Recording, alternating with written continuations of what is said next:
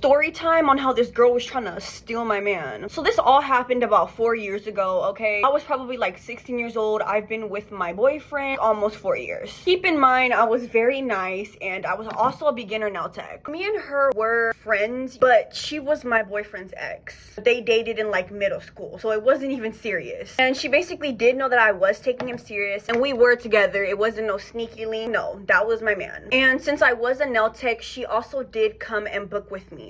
She also told me multiple times that she did not care if we were dating because the middle school relationship wasn't a real relationship. And I really didn't think much of it. Until one day randomly, he had called me on the phone and I had told him, I was like, oh yeah, I'm doing my client's nails. We're just gonna go ahead and call her Jasmine. I was like, yeah, so I'm doing Jasmine's nails today. And he was like, oh, okay. He didn't give no reaction because it was never that serious. And then I went ahead and hung up and continued doing her nails. So I did kind of think it was weird because whenever I was doing her nails, she just kept asking questions if he's been the same, has he changed, you know, just kind of asking those types of questions. Me personally, I didn't really think much of it, and of course I answered back and was like, yeah, this and that. Then I finished her nail set and she went home. As soon as she got home, she texted him. He sent me a screenshot and I was like, are you kidding me? He obviously did not reply back, and I didn't even text her about the situation because I was like, you know what, if that's how she's gonna be, then I just won't book her again. And a few hours later, I checked her story and she posted, I could get him back anytime I want to.